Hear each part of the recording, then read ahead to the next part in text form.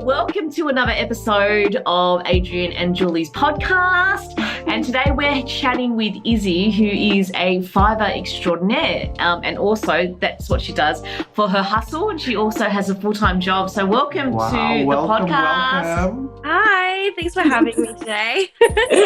No worries. Look, we are so delighted to have you because I think like our podcast is very much talking about economies, you know, in the internet digital sphere and how people make money, you know, on the internet. So tell us a bit about your journey on Fiverr. So how I started was through my partner's suggestions. So he's also on there as well, and he also does the same thing. It's his side hustle, and he also has a main job as well, which is completely different to what he does, which is weird.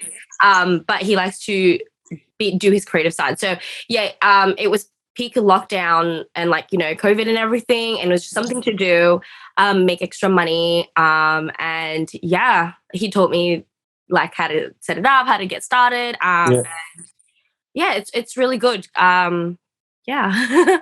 Like, do you think that it takes someone that's cut from a different ilk? Because you always have to be on Fiverr to kind of get all the communications, to kind of talk to people, to negotiate.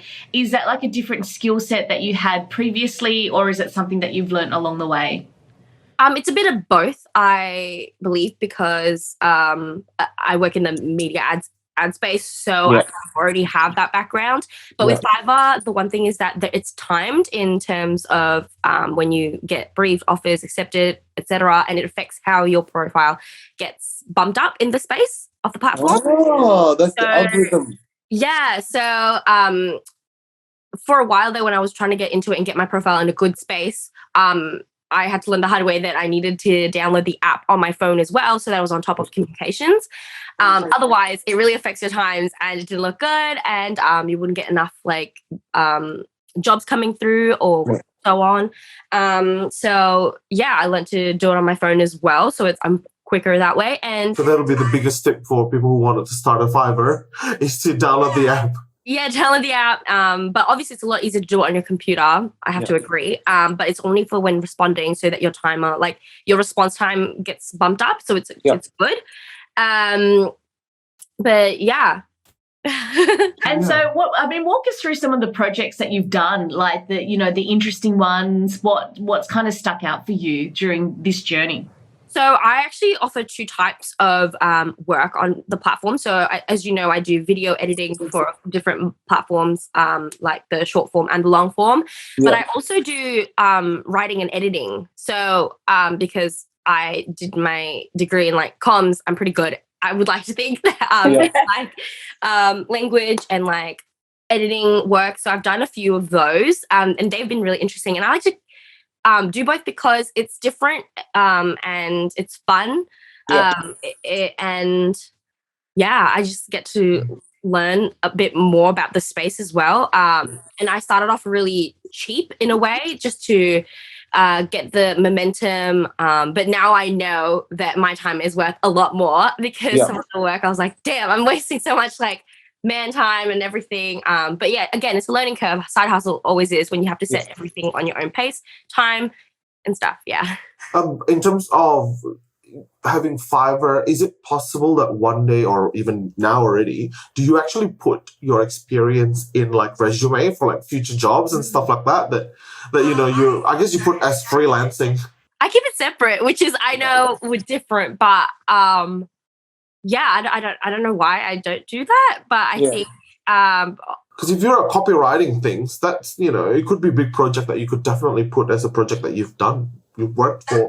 That is actually really true, but I haven't really done that. I think I don't know why, but I've kind of kept it two separate career profiles in my life. So on LinkedIn, for example, it's all just like my full-time job, what I've done, like, you know, being hired by a company and so on, and like the achievements and promotions through that. And then I guess on the freelancing side hustle thing, it's all just my personal time. So I haven't really made the combination of the two yet. It's definitely in the future cards if it does kind of like gain even more momentum, and I feel like I have a lot more work that I'm more like happier to share and like make the connection. But again, as I mentioned, I kind of do, my day job is slightly different than the creative side hustle part. So I kind of haven't really, taken the time to do that yet. Can you see like Fiverr being a full-time thing in the future or no? Like you see it always going to be a side hustle?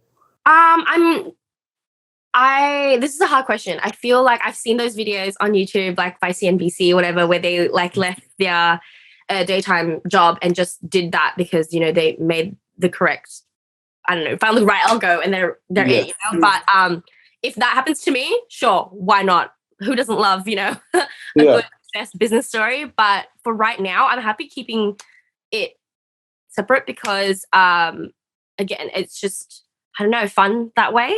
Yeah. There's this incredible story about a guy in New South Wales who literally just writes resumes.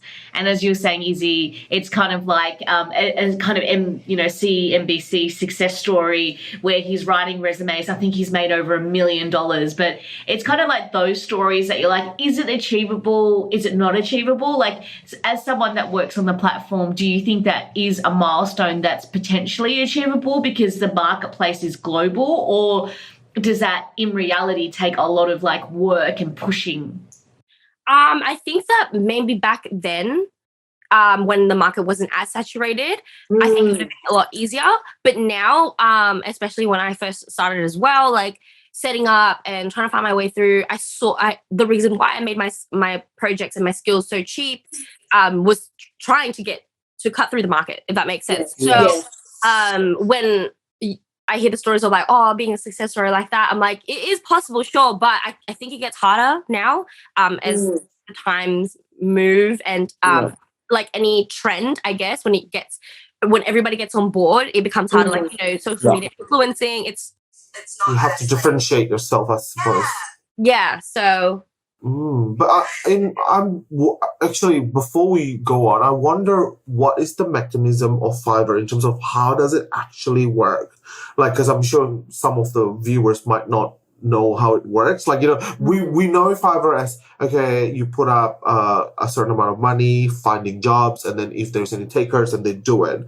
But is there more to it than that? Like, you know, for example, what are the cut that Fiverr actually takes from you? Like, you know, that's one thing that I'd be curious about. So there is a cut that the platform takes.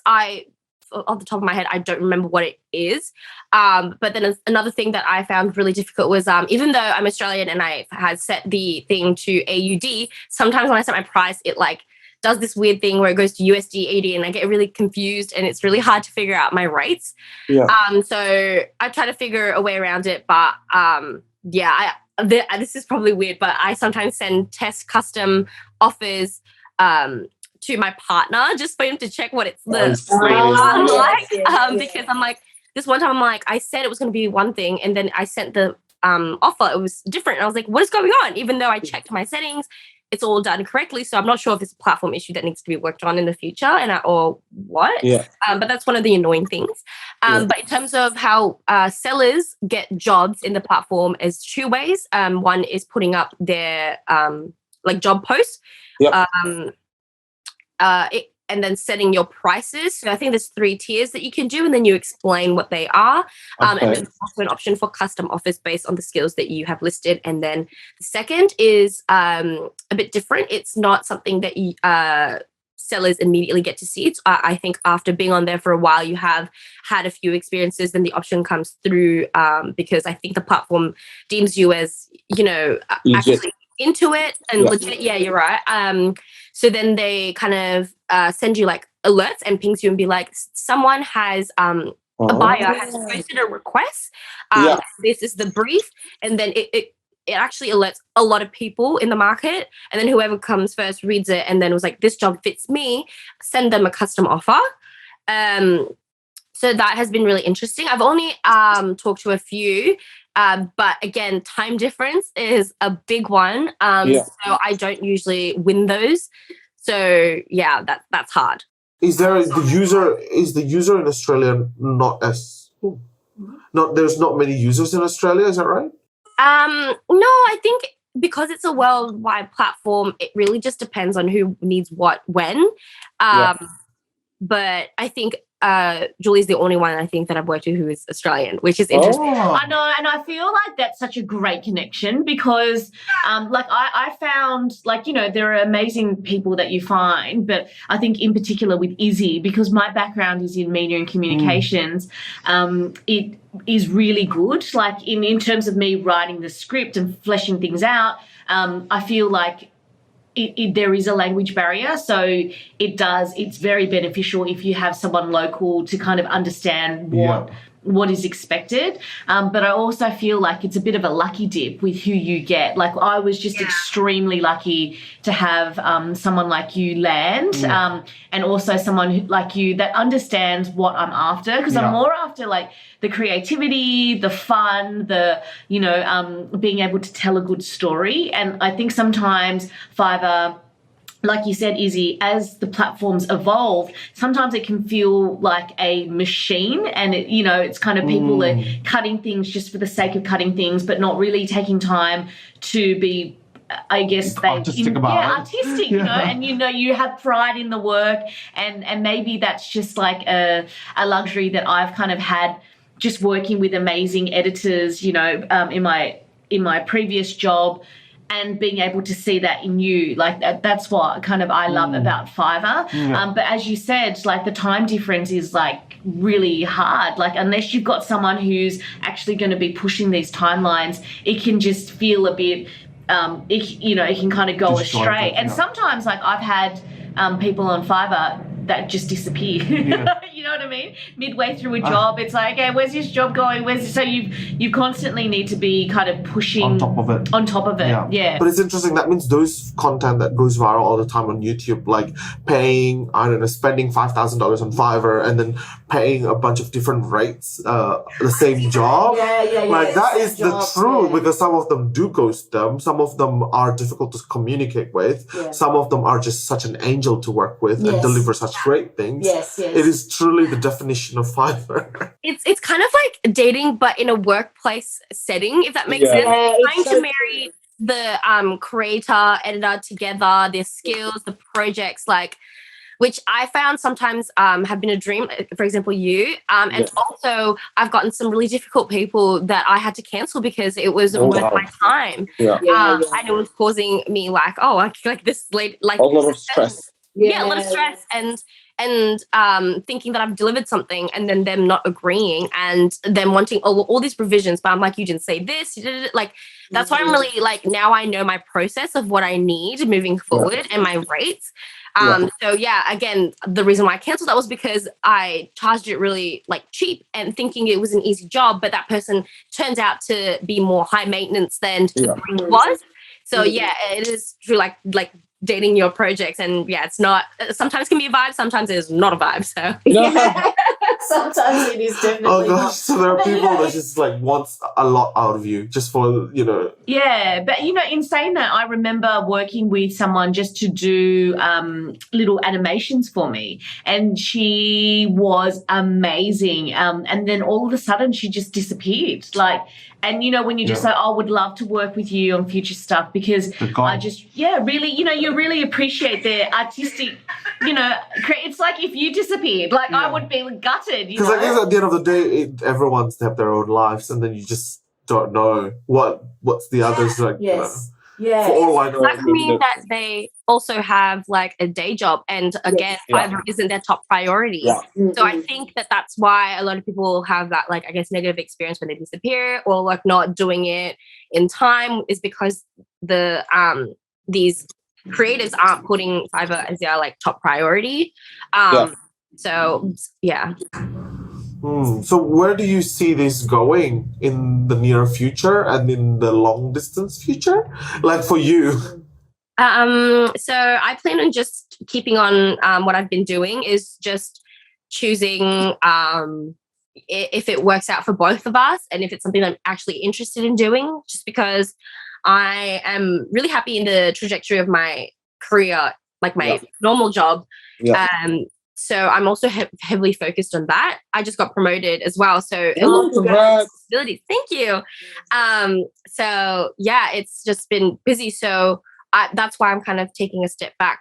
Like, it's not like when I first started in Fiverr, when I was just hustle, trying to get through, trying to understand everything. But now that I've learned that, I can I have the luxury of taking my step back and concentrating on other priorities. But I'm also someone that, make sure that I still respond, even if it's to accept or not to accept, just because it's still important for me to keep up my ratings and, because you never know what my opportunities in the future might arise and what matches, So yeah, I'm still good about keeping that.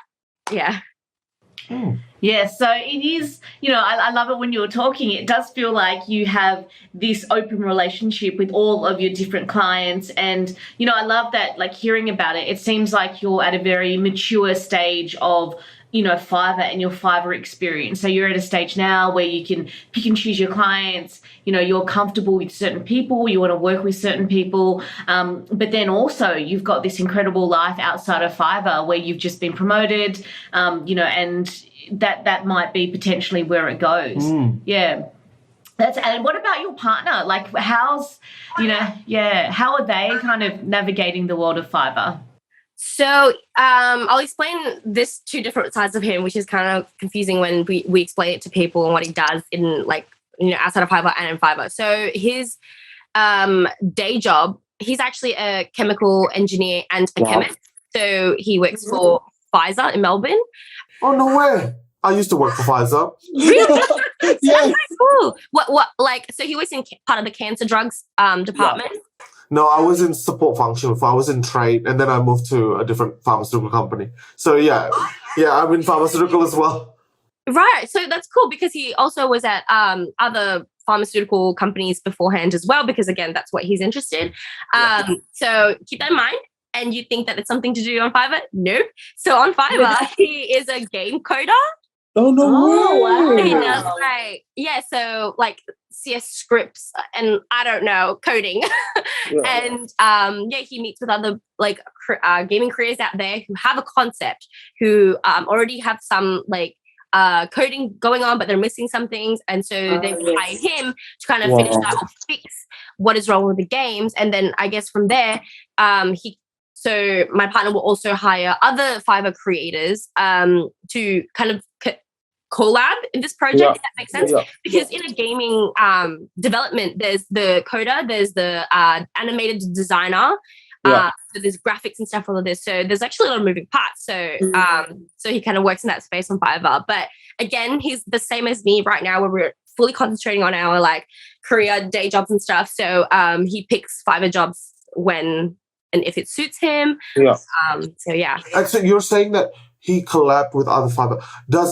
Is that at the request of the person, his client, or does he actually share a part of his profit, but to complete a job, essentially? I think he can be both. I think he's quite transparent with the client because obviously on Fiverr, you have to be on in terms of what skills you bring to the table.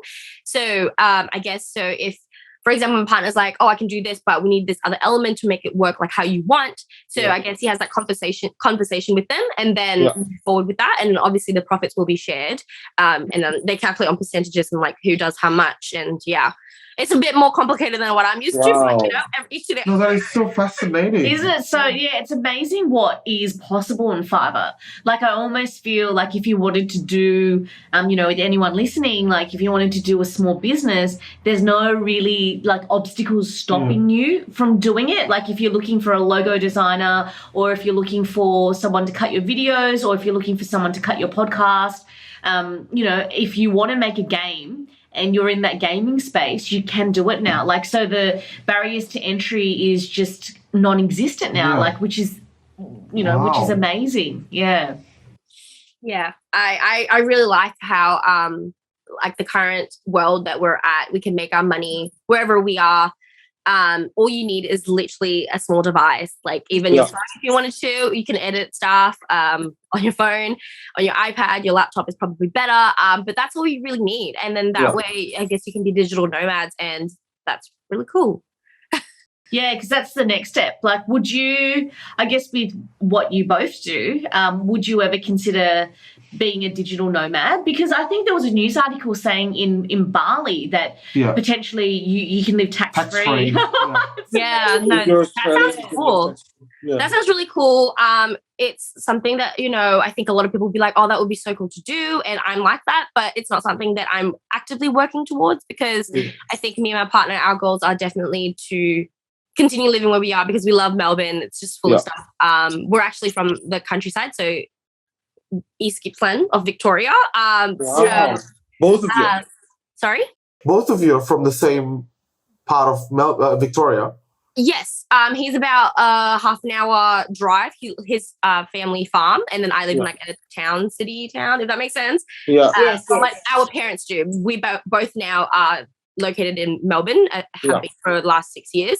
And we, after living here and studying and working, we definitely see ourselves just continue to grow here. We want to buy a property here. Yeah. So yeah, but like, obviously we love travel, so we would still want to do that. And then obviously when we're traveling, it's easy to still make money if we wanted to. Yes. So yeah.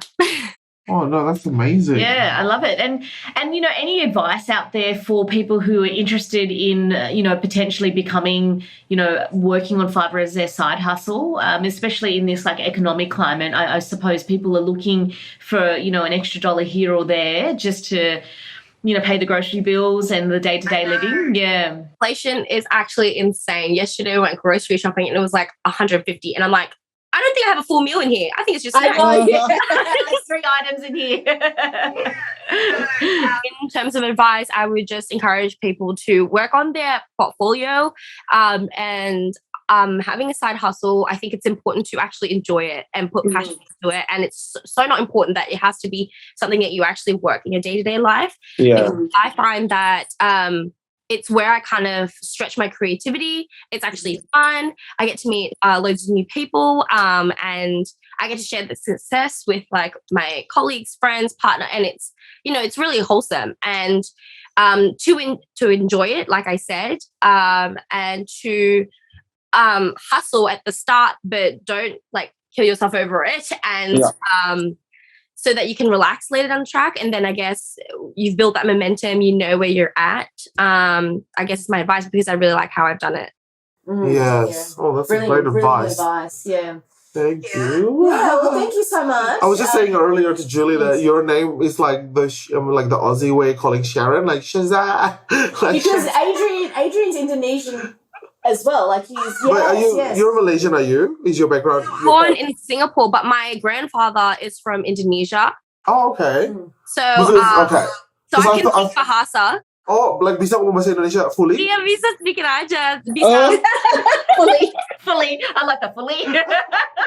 I think I was telling Julie that I went on a work trip to Bali in July, and I was there for like 4 or 5 days, and the whole time I was like, I just need to speak, you know, Bahasa, so I remember, because it's so easy to understand, but talking is a different ball game, and it was amazing. So but I am. So you're saying that your grandparents are Indonesian, but your parents speak Indonesian or speak? Just my mum. My dad's English, but I moved to Australia when I was 12. Oh, okay.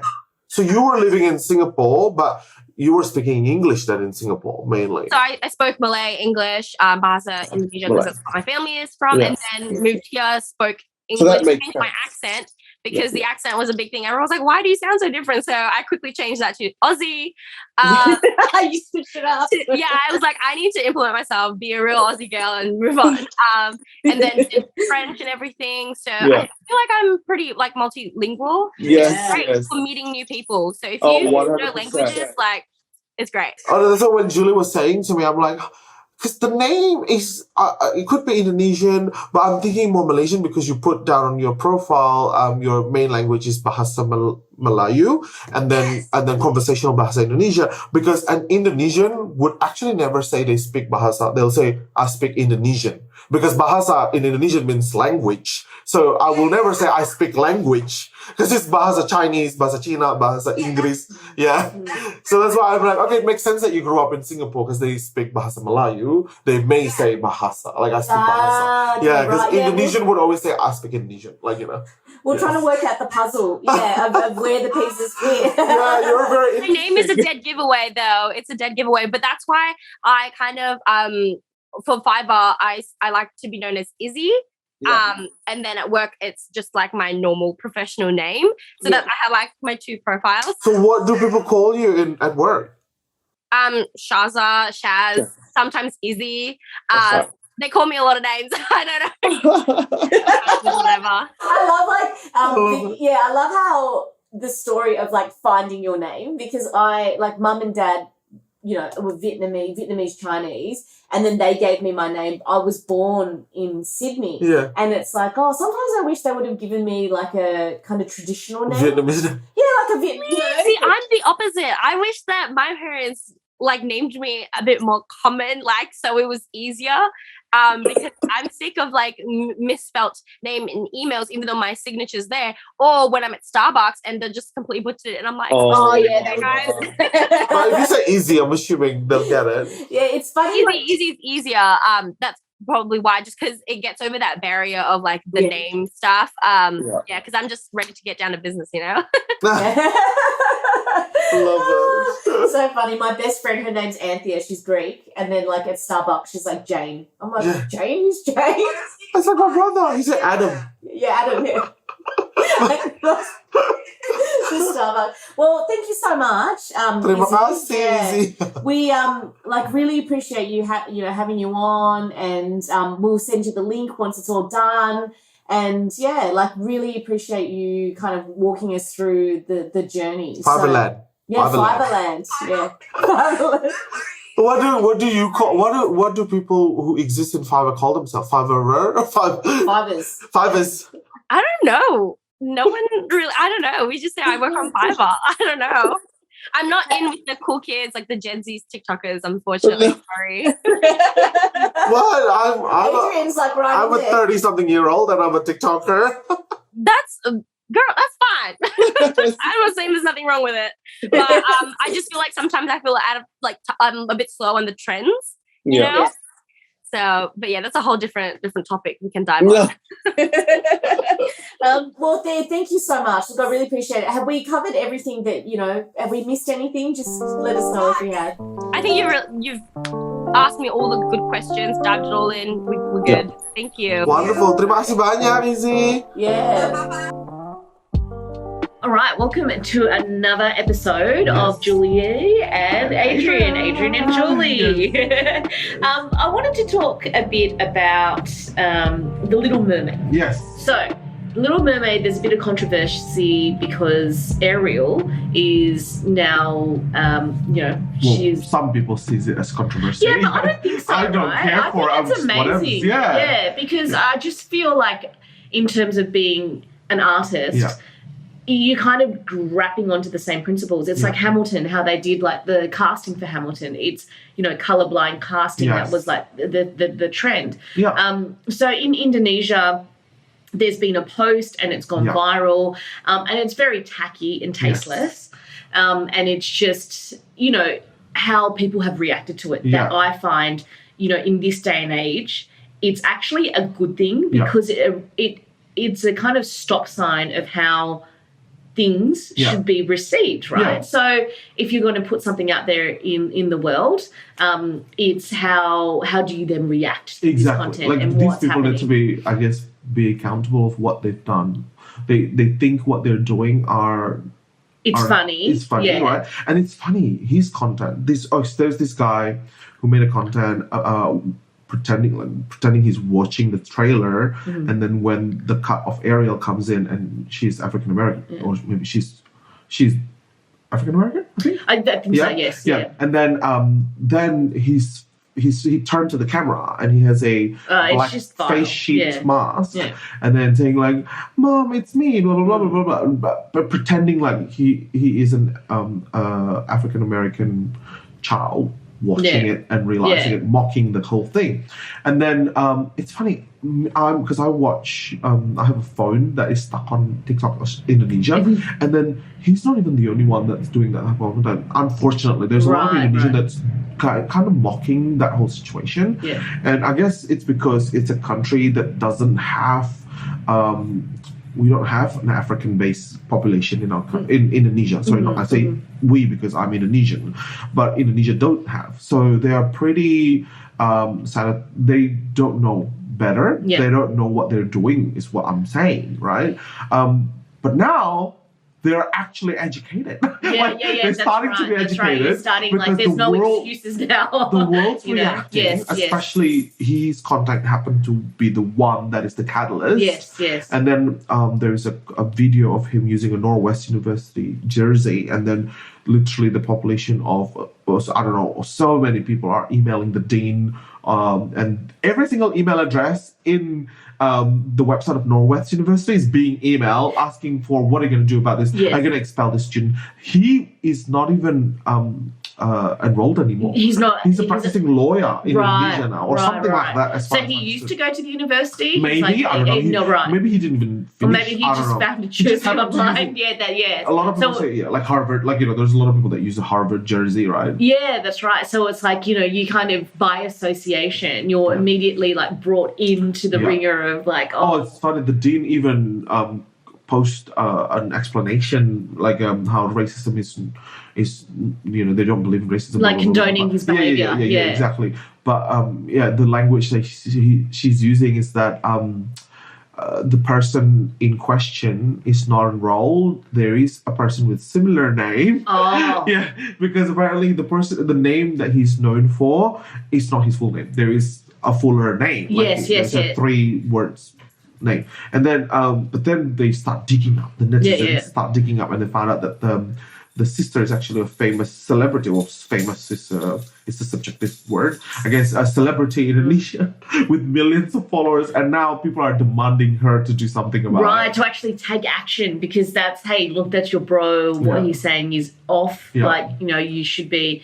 And I guess that's kind of what you get from the internet, isn't Yeah. it? Like, you have to at some point, if this is the content that you created, you need to take accountability. And it's funny, like every day I post 3 a day on TikTok, and until now I'm still like nervous hitting that post button, yeah. just because I'm putting it out there, Yeah. and then I always have to put a hat on, like it's almost like a woke hat on, like like you kind of double check. Yes. Yeah. Because one example that I can say, please don't hate me for this, because obviously I don't know otherwise. In Australia, it's quite. I have a lot of Japanese friends. I'm so familiar with. Sorry, I shouldn't say I'm so familiar, but I love to be immersed in Japanese culture. I try and understand it. I've watched it for so long, and then I have a lot of Japanese friends, right? And I posted a content where I didn't have enough space to write. I didn't have enough space. I think to write. I don't think I say it. But to write. Yes, I say yes, Japan. yes, But yes. then I wrote JAP. Jap. Yeah. Not knowing that in Oh, America right, yes, it's a no, derogatory term, yes, because that's how the army used to call the Japanese prisoners Yes. in Hawaii, Yeah. or something like that. Yeah. But the one who made me start using the word is Japanese in Australia, calling themselves that. Like, they all refer to themselves, hey, I'm Jap. Like, all my friends who are Japanese, Yeah, right, like who have been here for a while, Yeah, they yeah. refer themselves as Japs. Yeah. And then I have You no thought clue. this term was... It's just a common term. Yeah, Like right, I it's a term, actually yeah, took a screenshot and sent it to them, and Yeah. says, "Is it racist? Like I Yeah, never yeah. knew." I'm just like, "Oh no, Right. they didn't know because didn't know, yes, they never yes. live in America." Yeah, no, but it's different layers, isn't Yeah. it? Because like me as Vietnamese, Chinese, Australian, but mainly because I grew up in Australia, so Yeah. Australian, that term, like I've heard about it, but maybe Yeah. because I've been so immersed in that Oh, in Aussie, the war, you know what I mean, yeah. the war, the soldiers, Gallipoli, like Yeah. that history, Yeah. that it's like, oh, okay, I understand. Yeah. But then, of course, if you are like from Japan and then you come here and you don't have that cultural context, it can be completely, it'll just, you don't think that you're Exactly. doing anything. Like That's one of the innocently, moments that, like, oh gosh, okay, I'm gonna be careful. just I thought I was careful, but not careful enough. yeah, like I mean, you don't know what you don't know. Yeah. But with this story that we're chatting about, it seems like it's very, done in a manner where it It can be very, literally was done in a mocking sense. So I don't even know what he was thinking. Like, you clearly are mocking a race. Yes. Therefore, it's racist. Yes. And you still post it. Literally, like, I know that, again, I mentioned earlier that the Indonesian population, we don't have a African population in Indonesia, therefore you don't know. But still, logically thinking, you are mocking a race. Like, you're literally making a content of making. I just cannot fathom what would encourage him to, like, this is a good idea. It's like, clearly not. It's a good idea. Clearly not. Let's keep on riffing about, like, TikTok. The idea of TikTok. Now, where do you consume your news? Which is quite interesting. Because there's 100% these days is TikTok. Yeah. Actually, I forgot to tell you, but I'll let you. Yeah. So I was getting my eyebrows done, and I was having a chat, and the girl knew you. What? And then she was like, because I was like, I'm meeting up with this guy. How did it lead there? So it led to there because I think I was just like, this is what I'm doing on one of the days before the wedding. Like, I'm coming to see Adrian. And it's like, you. And it's like, I know you. Oh, yeah. But she's like, she uses TikTok as a Google search now. Yes. Are you finding this more and more? I read an article recently that the search engine are nervous because TikTok are climbing in to become the top search engine. Yeah. There is age bracket where TikTok is number one search engine, in that age bracket. Yeah. No, 100%. In terms of, I guess because I'm in that generation, maybe that for restaurant menu, I still use Instagram as my search engine. Yes. I don't use Google anymore, for sure. It's just Instagram. But I think ironically, this is very meta, that a lot of people use you as the Google search engine. You're the Google search engine for them. I think maybe in Sydney, for sure. But it's interesting for news, 100%. News.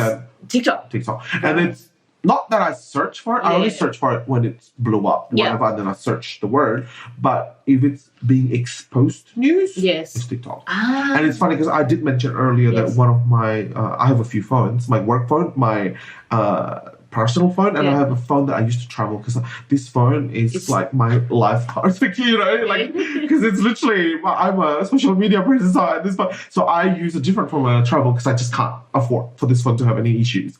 But that phone, because it has Indonesian SIM card, it's stuck in Indonesian TikTok. Yes. So it's Indonesian SIM card. I wish I could have 10 phones and I could have different SIM cards from different world and just plug it in so I can watch Korean TikTok, Japanese TikTok. Oh my God. You know, like in a newsroom back in the day, they have like different clocks, but like it tells you what, like Tokyo time, blah, blah, blah. Because seriously, when I'm bored with Australian TikTok, I go open the you're Indonesian. Yeah. It'll be completely Indonesian. And luckily I speak the language. Yeah. And then it will be a different form of entertainment. And then I am actually updated in Indonesian news as well. Yes, like I completely, I'd be telling my brother and sister-in-law, like, did you know that it happened? And they're like, what? Yeah, because I watch it. Because you watch it, Yes, literally. You've got a pipeline into it. It's literally no longer just a social media platform. Well, they never call themselves social media platform. It's an entertainment, learning platform. Yeah, it's like information and finding out the information and getting the grabs. Like right now, I'm really looking at like YouTube shorts, and whatever comes up, it's just like royal snippets, and it's like how they retell the information. So it's like royal. What happened with you mean the Queen? No, not necessarily the Queen, but like when Princess Diana died, with Harry, with Harry and William, and then like and then also the Queen, like snippets of the Queen having a laugh. So I found with shorts, right? I found the algorithm is, for me anyway, is not as diverse as TikTok, and I should say as TikTok in general. Yeah. So what happened was, because in YouTube, it's funny, when I open my Facebook, when I open my TikTok, when I open my TikTok, Facebook, YouTube, is that it? That's the only three, right? Yeah. What the content I'm consuming is completely different, and it's because of the algorithm. Yes. So Facebook showed me a lot of hacks, because I don't know, maybe because I like a lot of hacks on Facebook. TikTok is diverse. It's showing me everything because maybe I used it the most. Shorts because I don't know why I like K-pop so much in shorts. It's showing me nothing but BTS or K-pop. Literally nothing but. Nothing but. So that's what I'm saying. Like, I don't know. I hope they improve their diversity of content in YouTube that shorts. pops up. I mean, I'm not complaining. I love K-pop. Like, seriously, show me Jungkook all day long, but show me Taeyong all day long, I'd be fine. Like, you know. But it's just, I find it interesting that they are literally niching what's showing me. Niching what they're showing me. Yes. Hard. Like, hard. Yeah. But I'm assuming they're showing you a lot of royal content. But then, like, it's kind of summarizes, though, weirdly enough. Like, if you went into my brain, and then also the Google searches that I've done, it's all around, like, news, right? It's, like, around news, like, money, like, business content, like, you know, a lot of, like, YouTubers, because I love, like, following them and what they're doing, their processes. So I kind of get that it's, like, royal, but it's, like, so once I'm on it, I can't get off it. Yeah. You know what I mean? Sure, it's like once you start watching it, it's like, oh wow, like, you know, I've seen these clips before, but not told in like in a short way. Like with captions, emojis, songs, like, you know, and then it's just old footage that you like and you. But I think I saw an article that is about Instagram Reels, but I think also can be said so about Shorts as well. How 80% of content on Reels are basically recycled content from TikTok. Yes. And I would say it could be the same for Shorts too. Shorts, so it's quite interesting how this platform do they care or are they gonna do something about it, right? Yeah. I'm hoping now that you mentioned that now that we know that YouTube are going to monetize the AdSense a lot more for Shorts, that then that will push people to make content specifically for shorts. I mean, what would be the difference, do you think, between like a TikTok content versus Shorts content? Do you think they're the same? At the moment, I think they're the same. At the moment, there is no. I think Shorts is not. For me anyway, not prevalent enough for it to have its own personality. Because I cannot say the same for Reel, because Reel I can say, like, if you look at the discovery page of Reel, it's a lot more aesthetic compared to TikTok. And TikTok is a lot more, well, for me anyway, it's a lot more informative, a lot more like voiceover-y. While Reels is a lot more of like beauty. Like, not beauty face, but the beauty of the world. Like, you know, travel. Because the DNA of it is photography. So Shorts, I can't say enough because it's probably still new. The population are on it still new, like, you know, even But isn't that like exciting to kind of be at the beginning? Gary V said, you know, you always want to grow with the platform. So you want to be at the infancy of anything. That's right. If any of you are listening to this, Shorts are new. Go ahead. It is new. But speaking of old things that have come back, the Lipstick King is back. You need to tell them who they are. The Lipstick King. So in China, there is a man who is insanely popular just for trying and testing out different lipsticks. So people will come to a cosmetics counter to just let you know what number it is that he's put on his lips. He got into a bit of trouble having a tank as a cake, which what one would think maybe a tank. So, you know, with the cultural like symbolism of that in China, and the timing, it was that day. So it was the commemorative day for that, whatever that is. And then so that happened, and then now he's back. So he's had like he disappeared and then now he's back. I think he did a live stream and there was like 6.2 million people watching his live. So, you know, they're really hanging on to his every word. What was he selling? I want a lipstick when he returned? I think so. I'm pretty sure it was like business back as to usual. The roots. Business as usual. But what I like about this story is I think about different creators that have at some point, you know, come across you know, if it's controversy or if it's something that they've done, if they've taken a break, and how they're able to just resurrect and come back. And I feel like, you know, it's quite common as a creator to do that because it's like a life cycle of things, doesn't it? Doesn't it feel like that? I feel like this day and age, it's almost like they come back stronger.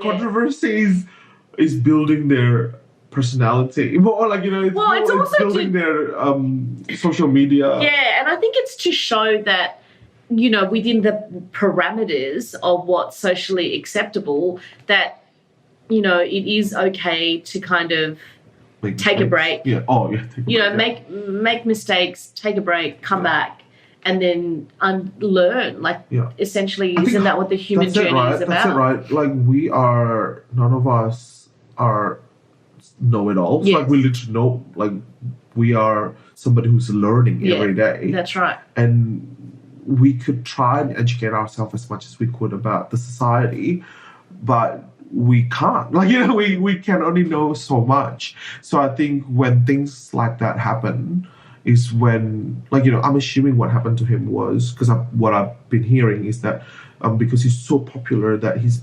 producers essentially just give him things to sell. Right. At all times. So the thing that he learned, I'm assuming, is that he needs to control. He needs to have control, and because I remember I was telling my mom this story, and my mom said, however famous you are, however popular you are in any field, you always have to be aware of everything. Yes. Like, you can't just trust people blindly. Because they would be your undoing, essentially, if you trust everyone. You can have a level of trust, obviously, but you still need to be aware. Yes. You just simply need to be aware of everything, because then something like that wouldn't happen. Because, if I feel like it's so unfortunate what happened, right? So, so I'm saying, like, I hope the population are forgiving enough to know that us creators, we don't know everything. We don't have a PhD in what's acceptable or not acceptable, right? Yeah. What we grew up with knowing acceptable might not be acceptable in the future. Like, there has been a lot of evidence of that. Obviously the history. All the like the films in the 90s and the 80s, like just what's acceptable back then, what's acceptable now. I was watching a content about Friends. On TikTok, how they're saying, like, if you watch Friends now, there are parts where it's cringe homophobia, where whenever they're talking about men touching men, they'd be like reacting so like very like it's a strong hyperbole kind of reaction, and then and that's not the case anymore now. Like like what else? Like if you look at your children in school, they like so innocent, like like it's all equal, like it's cool, right? That's right. And back then it wasn't. Back then the parents would be telling them like, oh, you shouldn't be doing this, you shouldn't be doing that. It's just changed, and I think the internet's like helped change it and move along the conversation.